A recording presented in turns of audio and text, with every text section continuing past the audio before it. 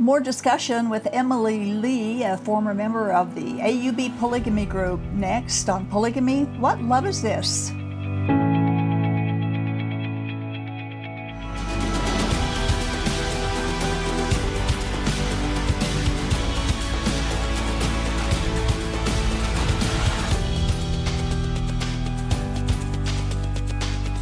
Through the years, we have had the privilege of interviewing former members of many of the people that have come out of Mormon polygamy groups. The three largest groups and the most influential of the polygamy groups are the FLDS, the Kingstons, and the All Red group, also known as the AUB. Now, it's interesting that these three groups have drawn the most attention because of their illegal activities in our communities. Today we're doing a follow-up interview with former member of the All Red group. She's been out for several years, but has a vivid memory and recall of the group's indoctrinations, the gaslighting, the oppressive environment, and abuses by family as well as religious leaders. And so, welcome back, Emily. Thanks for coming and sharing again. It's good to see you again. And we kind of stopped in the middle of a discussion last time and wanted to continue further because there's so much to talk about.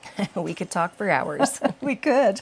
And so we mentioned that we'd do it again. And so here we are. And thank you for coming to do it again. Of course. It's important to tell our stories. We talked about this last time. The more we speak out, perhaps the more likely others who are still trapped in these polygamy groups may recognize that they've been indoctrinated and that they've been taught wrongly and understand that they've been raised in a cult.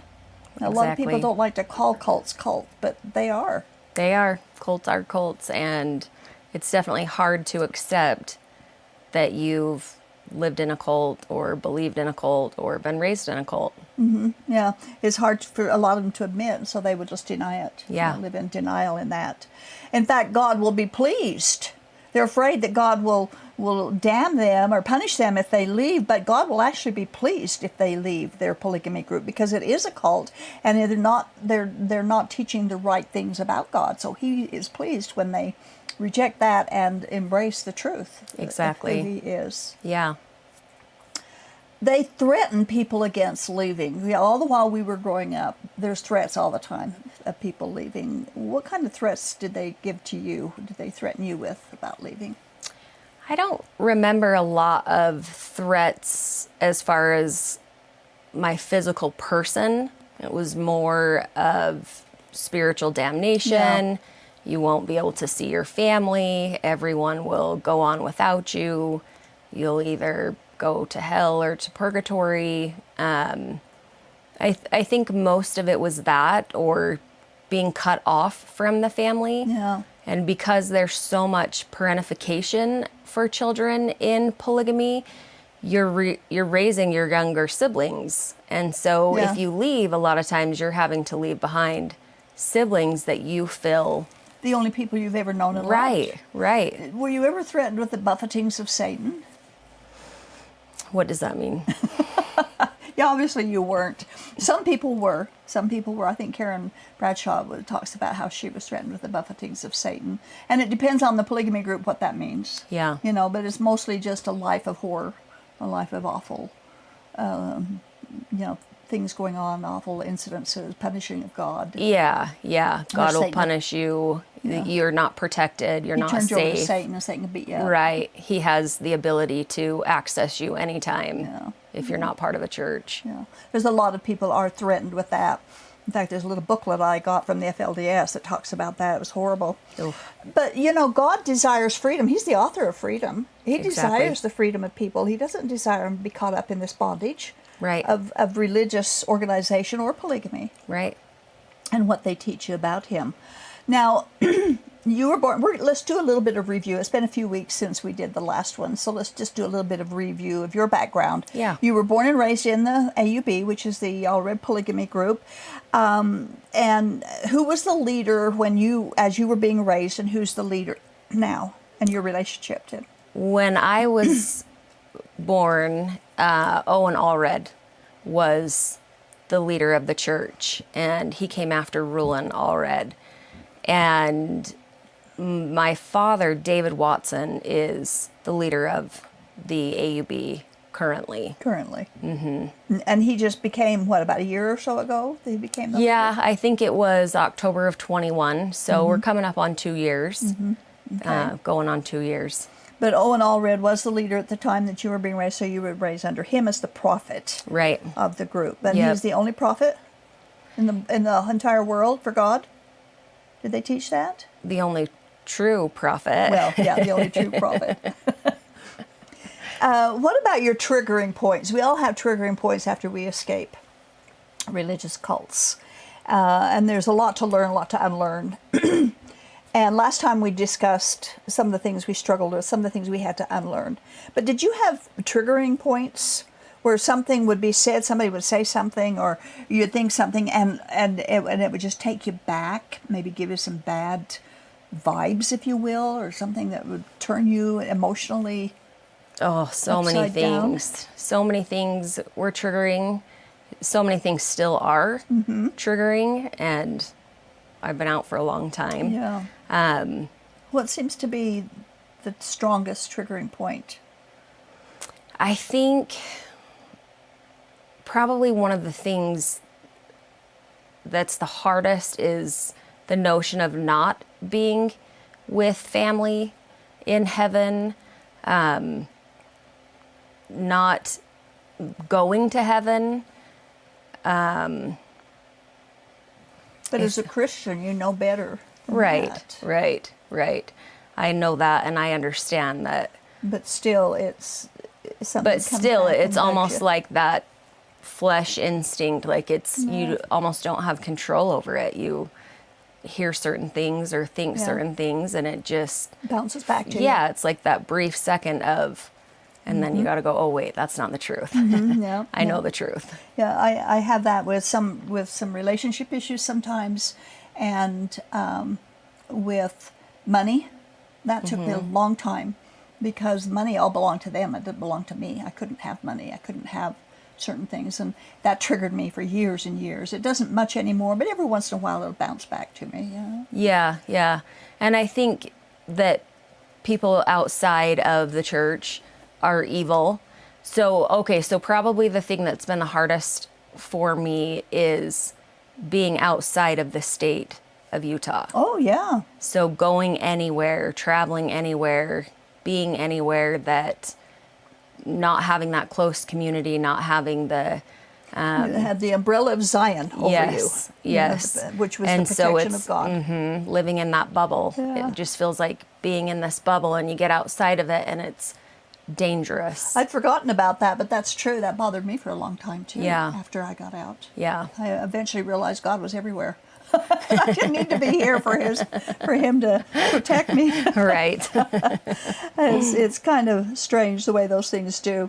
After you left the AUB, explain some of the difficulties you had adjusting to culture outside of the group. Now, I want to preface that by saying that it's been described as leaving polygamy group as having landed on Mars.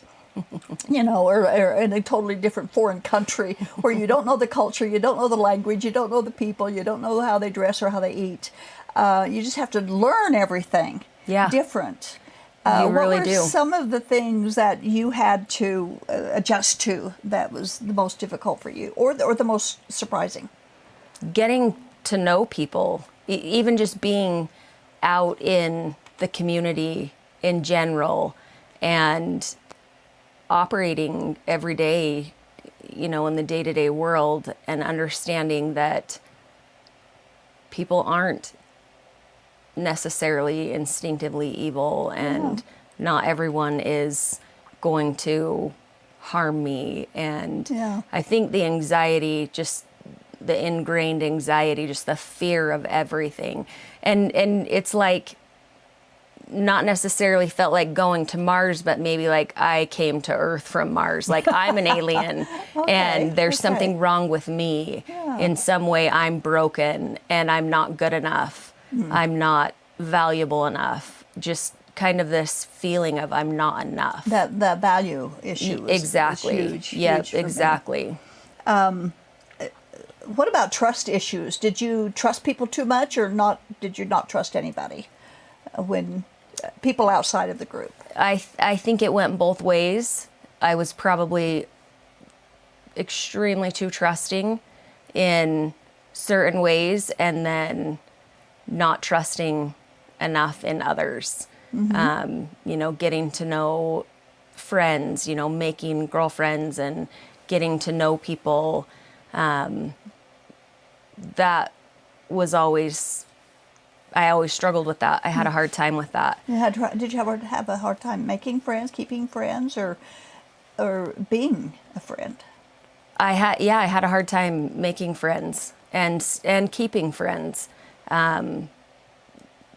I think that my sisters and even my brothers and we just kind of were our own little community.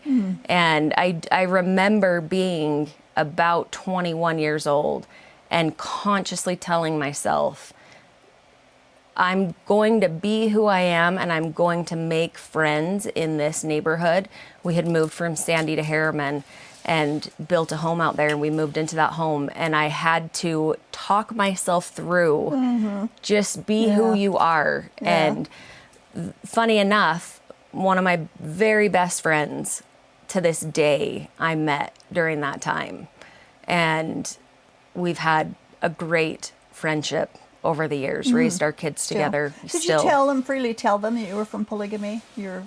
I did. Made friends? I did. Yeah.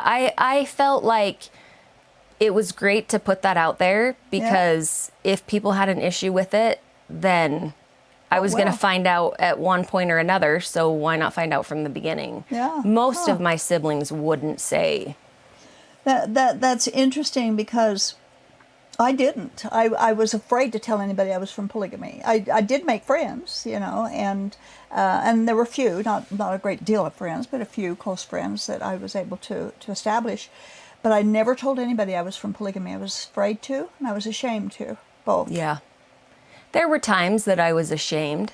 I think if I was speaking to a well-respected person that felt like they had, some type of authority in the community or something, then it was embarrassing to say that I was from that. From the polygamy. And then, of course, part of it for me was we were threatened. Don't you tell anybody about polygamy or God will strike you with a lightning bolt and you'll die straight and go to hell. And then Satan will really get you. Yeah. What was your attitude toward religion after you left? I think it was something I kind of kept in my back pocket. Like, I will get back to that at some point. I think that it was something that I thought that I had to have in my life. And if I wasn't going to be part of the AUB, then I needed to be part of the LDS Church. And so... You needed to have something. Right. I needed to have something. And yet it was also so many questions of, if God loves us the way that he does, why is life so miserable? If God loves us the way that he does, why is there so much abuse? If God loves us, why do we go without? So there was definitely a hard line between God and this new world of life. And of course, we didn't know the true God or the true purpose. Or we didn't understand at all. And so you were raised that God did love you? I mean, if you read in the Bible at all, it talks about that. Did they indoctrinate you that God loved you? In the AUB teachings, did they teach you? Did your parents teach you, or your classes teach you that God loved you? I don't really remember that being a very big topic. But the only way God could love you is if you did what the polygamy group said you had to follow the rules. You had to get things straight. You had to, and I never understood why other people could and I couldn't. Yeah. That's a good question, isn't it? The polygamy group instills fear. So much fear. They implant fear and shame in us, and for very many different reasons. Right. And love, actually, I was not raised that God loved me. I raised that he loved some people, but I wasn't one of them because I was such a sinner. Right. And so I was always living in that shame and fear of God's hatred towards me, that I was a wicked person, and he was going to get me. Yeah. He was going to get me. I can see that and I can understand that. And I think maybe had I not had the mom that I had, but my mom just was love. She loved awesome. everyone, loved her kids. Yeah, that's awesome. And so I think that her exhibit of that Made the difference. Made the difference. Because it was my mom who instilled God's wrath in me, how much God was wrath. And of course, indoctrinated into polygamy. I got lectures all the time of how you have to submit to this polygamy, and how God would bless you if you did, and how he wouldn't if you didn't. I don't know if you got any of that, but that was big in my life growing up. I think that there was a lot more indoctrination in the Kingstons versus the AUB in that area. But there's just always such an undertone of it in the church and in the teachings. Right. So, okay. Now, I want to get into part of, all of the polygamy groups, but particularly the AUB, because that's where you're from, and the leadership. Now, Mormonism teaches that God calls certain people to do certain things, they to certain positions, to certain tasks, that it's God's calling. And if that includes who the leader of the group will be, or who the prophet will be of the group.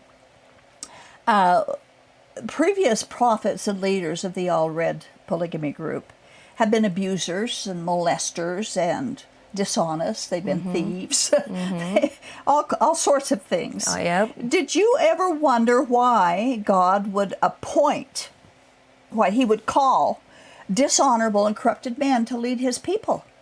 Was that something that you wondered why people didn't wonder about even? I have wondered that many times over my life. Yeah. I think I knew that God wouldn't call men like that to be leaders. So you knew that God didn't actually call them, that they called themselves? I think at a very young age I understood that. Oh, good for you. Yeah, I don't think that was a hard lesson to learn.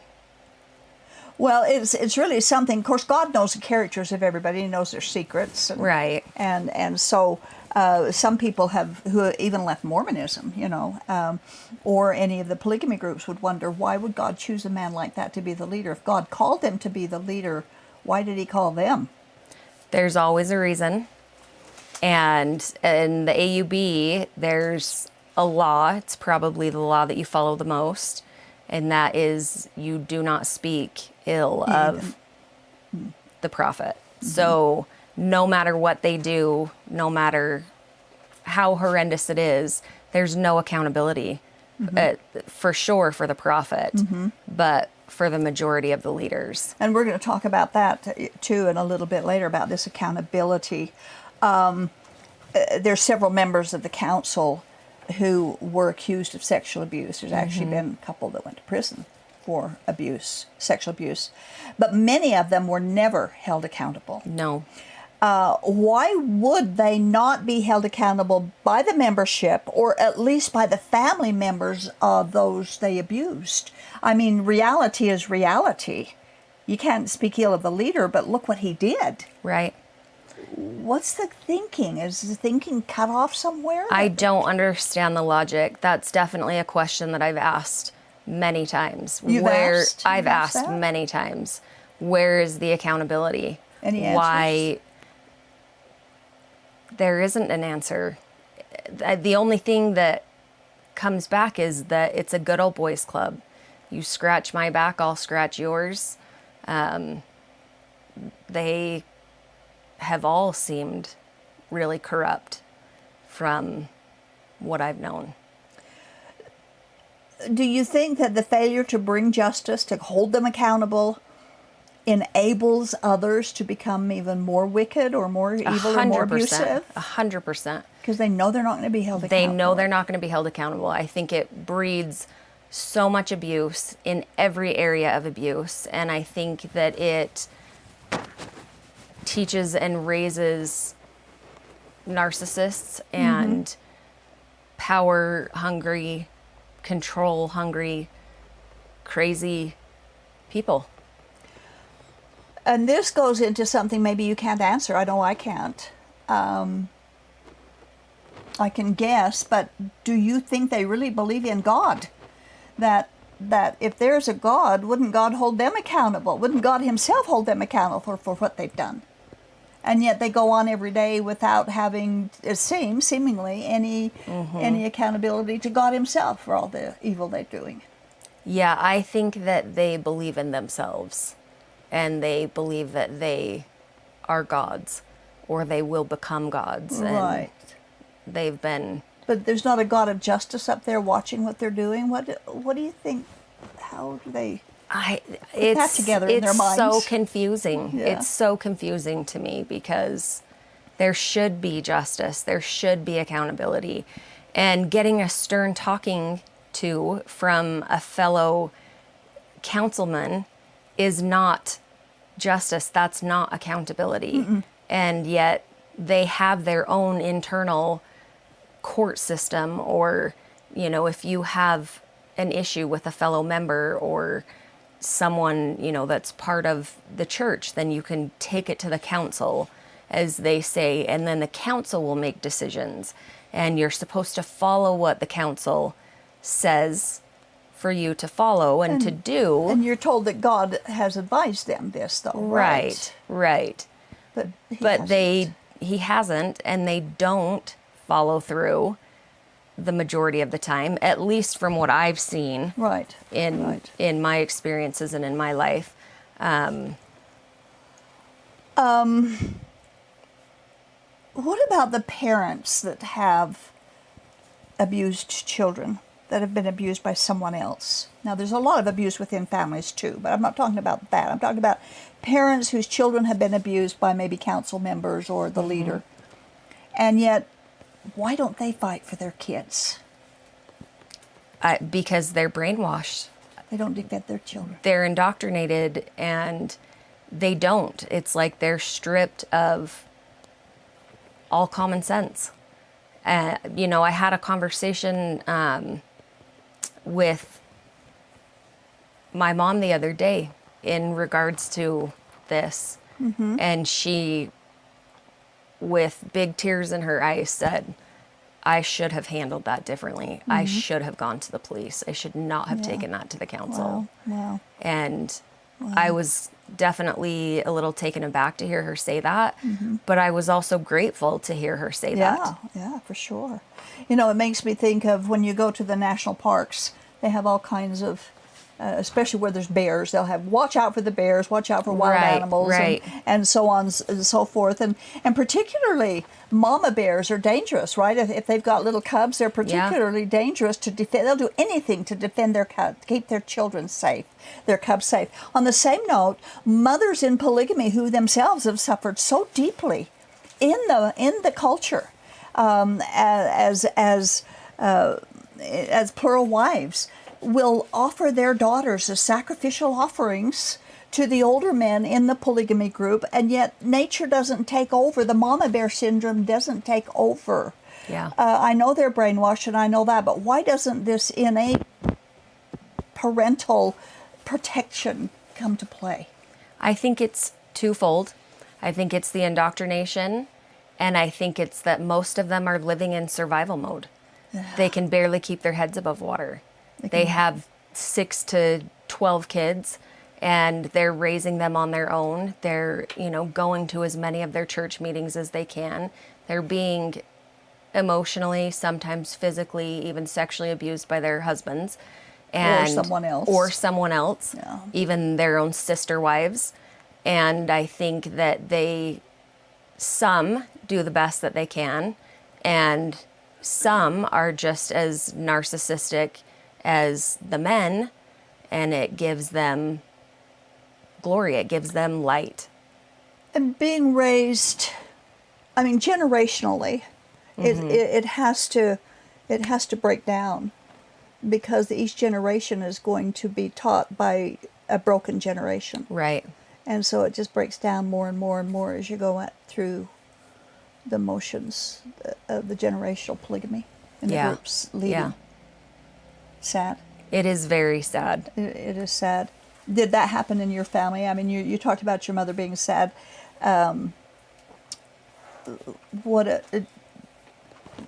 Was she abused? I mean, I Yes. don't want you to say anything you don't feel. Yeah, she grew up in a lot of abuse, and obviously I won't go into details. It's not It's not something you. it's not something you should tell. Yeah, right. And yet it's not something also that's hidden or secretive either. But that's her story. But that's her story, Yeah. exactly. And I know that her mother was abused. And I know that Is the generational my going father on? was abused, and I know that his father was abused. And so I know that the abuse has been very generational. Yeah, it's so sad. And have you heard plural wives express their motives of why their daughters should go through the same abuse they've gone through? Or do they just shut down? Well, Not they even don't face it. They don't even they don't face it, and they don't necessarily look at it as abuse. I don't think that they fully understand the amount of abuse that they're enduring, and they truly believe that however hard this life is, the bigger, better their kingdom will be in the next life. Yeah, that's true. That was something my mother really preached a lot on. Yeah. Was that her This is a reward will be test. great. God owed her a great reward for all of this. Right. We're getting to the end of this. We're going to have to do this again because there's more to talk about. But I want to end with just one remark that I think it was Fanny Stenhouse in her book Tell It All, where she talks about getting out of Mormon Utah when they discovered the Mormon Church was true, and she was helped by a Gentile to come and stay in their home until they could safely get out of Utah, and the couple who helped them, she saw the first time how a non-Mormon man treated his wife. And she said, she just brought tears to her eyes. She said he treated her with deference, with respect. You know, he was very kind and gentle with her. And she said, I'd never seen that in the polygamy community. Right. That kind of treatment. And it was, of course, a monogamous marriage. Of course. That was. But, you know, there is so much difference in the two cultures. There really that is. Women who understand, and like you said, they don't know any Yeah. different. Yeah. They don't know what a true godly marriage is supposed to be like.